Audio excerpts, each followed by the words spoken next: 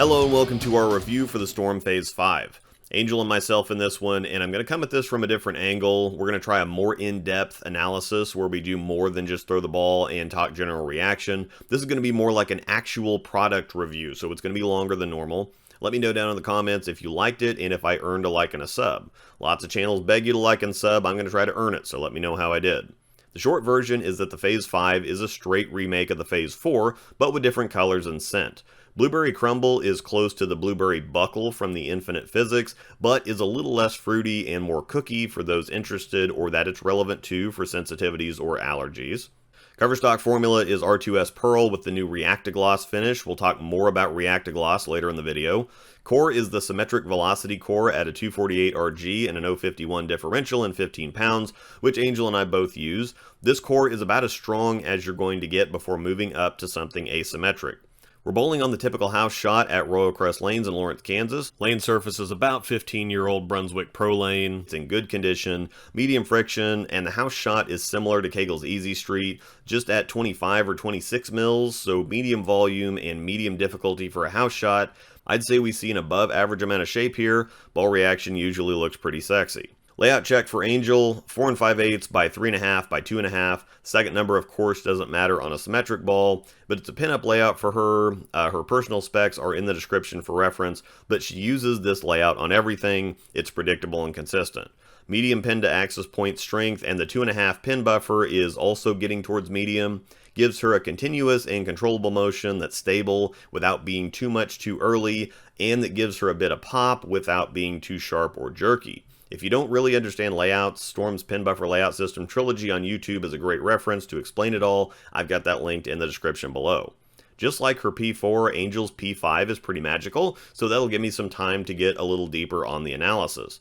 Angel loves all things shiny R2S Pearl, so it's no surprise that this ball looks perfect for her. When people say they want or need a Pearl ball, the R2S Pearl formula with a shiny surface is specifically what they're imagining. Cover tech has of course continued to evolve, and depending on which formula you're talking about, the traditional ideas about Pearl, hybrid, and solid cover types may not apply at all. Some Pearls of different formulas are very early and smooth.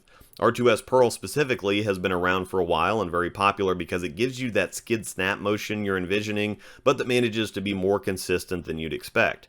Usually when you add shape or friction response, you sacrifice some control because you're making the ball stronger off the dry and weaker in the oil, but this cover manages to really balance response and control, which is why it's been so popular and has had such longevity. Recently, we've seen it on balls like the Astrophysics, IQ Emerald, Trend, and of course the Phaze IV. Unfortunately, the Phaze IV had to be discontinued due to the USBC ruling against it, but Storm didn't leave us hanging. The Velocity Core was made popular by the Phaze II, which is still in production, and is popular due to its rolly, fast revving, and continuous climbing arc shape.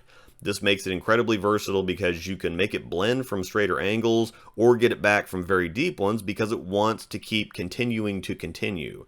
The Phaze V from a roll and shape standpoint is a weaker Pearl version of the Phaze II.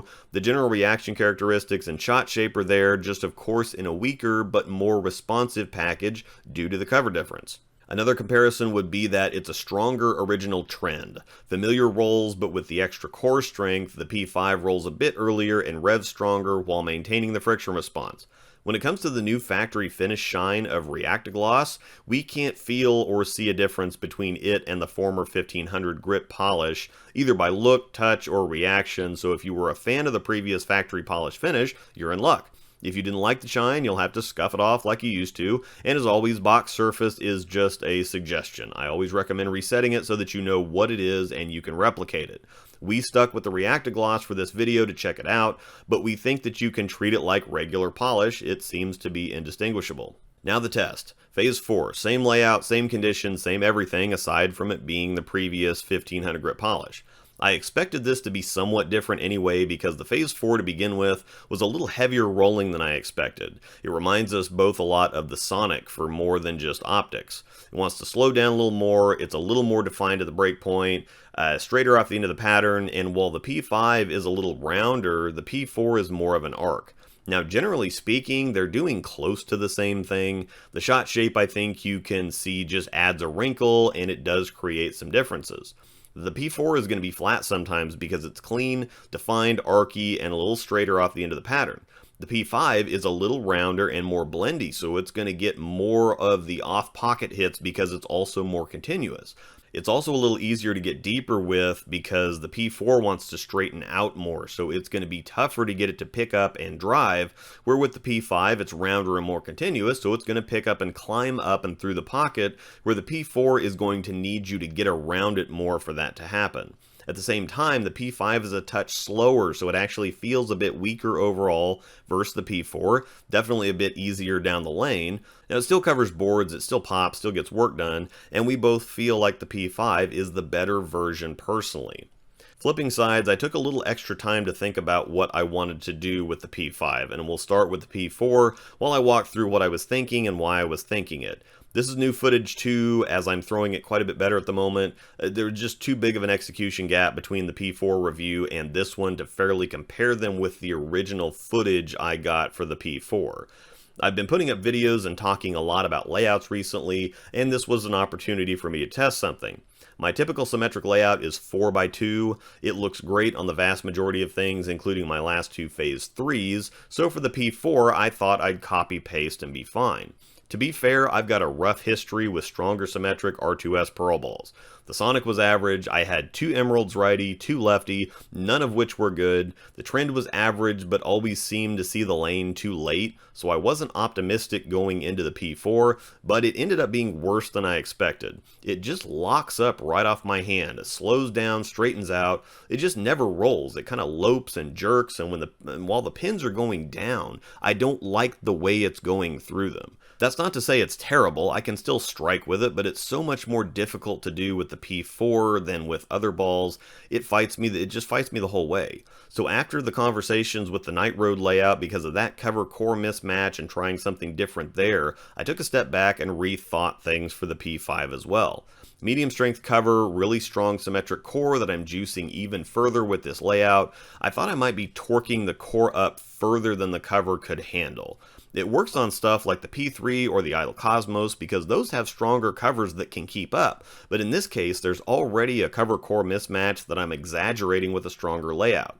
Throwing it better helps a great deal. It definitely looks better for me now than it did in the review, but I think we can still agree it doesn't look great. It's at least up from terrible to average, but as we move to the P5, the contrast is still quite visible.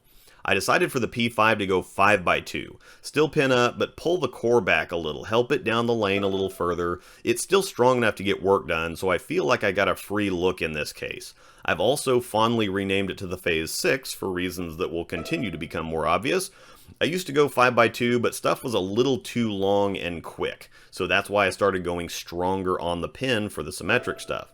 I'm throwing it quite a bit better now and creating enough of my own roll that I think it's time to start easing up on the layouts a little bit, and I think you can tell that that was a really good idea.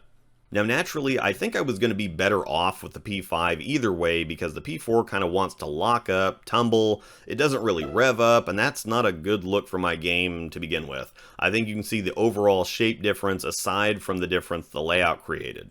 If I imagine the look that I have with the P4 just easier down the lane, it's still not good. The P5 again is more like a stronger trend, and like I mentioned, I was okay with the trend. It was just way too easy down the lane or long up front for me too long up front to ever really use it. I wasn't surprised that this layout gave me a better look, but I am surprised at how good it looks. Even with other layouts, similar balls were hit and miss, and a lot more miss than hit, and even the hits weren't that great. This is the best big symmetric R2S Pearl ball I've ever had, and was a lot of fun once I got in and gave it some room. We always try to play around on the lane, get into some transition, try different angles, etc. so that we can test several things at the same time.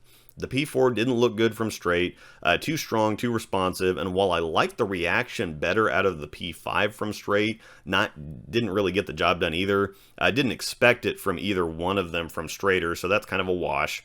The P4 was at its best from the little third arrow swing zone, gave it a little room to get down the lane and kind of tumble into the pocket. I still didn't like the shape or look, but it was effective, and that's the ultimate goal. However, the P5 continues to almost look better the further we move, and the P4 gave up pretty quickly as I tried to continue to move in. This is why, despite the P4 getting the job done from the third arrow zone, if I have to move out of that, it's gonna have to be a ball change, rather than being able to stick with something that I already know is a good look for the lane surface and lane condition right now, and that will help me avoid wasting a frame or two getting adjusted to a different ball, and possibly risk a bad choice on a ball change. Even when I throw the P5 bad, the penalty is the same as if I'd have just gotten tapped or had some bad carry. Now, I think it's obvious the layout change was definitely for the better. I also think that it's obvious that if I put this same layout on the P4, it wouldn't have been the same result based on the difference between what they both do for Angel with the same layout. I'm going to dig deeper on the layout comparison in a future video, but all things considered, the P5 is a somewhat different experience from the P4. Going back to Angel and alternating P4 and 5, watch for the differences. Watch where they start picking up, watch the friction response, watch the shot shape after the ball hits friction, watch how it goes through the pins and what the pins do. The more you watch the specifics, the more different they look. And while you can say, well, yeah, but they're basically the same ball, sure, I mean, she's covering the same amount of boards from the same place on the lane and still getting the pins down. But when you recognize and understand the specifics, they'll save you from the frustration of the unknown. When something feels off and you don't know why, things like this are usually the cause. So if you like the P4, you may not automatically like the P5, but if you didn't like the P4 or it was one of those things where it looked okay but just didn't quite click, these little things could be the reason and the P5 might be an upgrade for you. On the box surface front, 1500 polish on the P4 versus reactive gloss on the P5. No noticeable difference again. What we're seeing are just straight up ball reaction differences. None of what we're seeing is a polish difference. Colors can create ball reaction differences, however, which would explain how the P5 has a very trend and idle pearl type of reaction, and why the P4 has a very sonic kind of reaction. And those of you that are into overseas equipment know this well. There have been several different high road pearl remakes overseas, for example, and just because it's a high road pearl doesn't mean it's going to act like the one we know and love over here. That's a topic for another video though, but something to note because it's obviously a thing. So where does the Phaze 5 fit within the catalog, and where would it fit in your arsenal? I also have a new Phaze 2 to show off here, same layout. I have about 5 to 10 games of filming and lane shine on it. This helps show the actual cover strength differences better, I think, because obviously if it was box, it's just going to hook a ton more than the Phaze 5 either way. Definitely a handful of feet earlier, still pretty sharp too, so you've got a lot of dig and quite a bit of shape at the same time. Those of you with P2 experience know that it calms down and becomes pretty buttery after a couple dozen games, but even then, it's a definite step up from the Phaze 5. Like I mentioned earlier, it and the P5 shape very similarly. The traction level difference is obvious though. In the same range as the P2 are balls like the Axiom, Idle Helios, Idle Cosmos, which despite being a pearl, it's got a lot stronger formula, so the P5 is actually a step down from that one too. And something else, a couple of other balls in the same range as the P2 are like a Zen Soul or a Zen Master. The Phaze 5 is also at least a half step down from the original Zen as well. The Zen is a good look and almost sideways off of a P2, because if the P2 is a little too early and slow, Zen is a similar look and traction level just longer and sharper. The P5, as we add it back in here, is much cleaner up front than the P2, so if you're an SPI fan, you either likely have or have had a Phaze 2 and a Zen, so you should understand the correlation and the relationship. Going in the opposite direction, the Phaze 5 is a step up from something like a High Road Pearl, any of the Hustles, Electrify, etc. It's a very small step up from the Wolverine Dark Moss. They have virtually the same cover. S70 is basically R2S, just a higher RG for the DM, and it's also a step up from something like the Hyped Pearl and Hyped Hybrid, though it's about on par with the Solid, especially if you leave the box surface on the Hyped Solid. The shapes will obviously be quite a bit different though. With bowling balls being such a subjective experience due to the large amount of variables, rating or ranking them is very difficult, so reaction comparisons to other balls is really all we have to work with. It's not like comparing one laptop to another where you can actually compare the numbers and components to each other. I did have a ranking system at one point, but it's very hard to give an overall ranking because while the P5 has an above average friction response, it needs that friction to respond, while something like a Phase 2 will create its own friction. So again, ball reaction is very subjective to layout, lane surface, lane condition, and bowler style. This is why there are always the grand debates online. However, if you watch my other videos, you can develop a correlation for what a ball does for me and what it does for you and use that to judge the overall reaction. If balls generally hook a little more for me than they do for you, that's information, or if they're a little smoother or sharper, etc. With that said, here's my final analysis. The Phase 5 is a solid step down from the Phase 2 and Idle Helios, a step up from a High Road or Hyped Pearl, and somewhat of a step sideways from something like an RSTX2 that, while asymmetric, has a very similar cover strength and is actually longer but has more torque down lane versus the P5. I think the obvious wheelhouse for this ball is everyday use in League. It was built to be useful for several different styles and fit the majority of typical League conditions.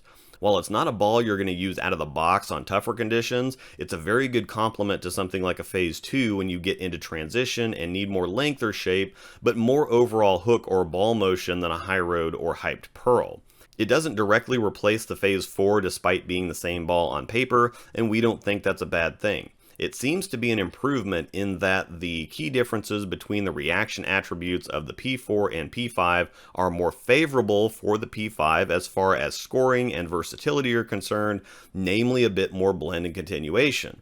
The P5 is virtually a cleaner and sharper Zen, so as the Zen complements the Phase 2, so does the P5 complement the Zen, as it's even longer and sharper, but still has that same round and archy controllable motion.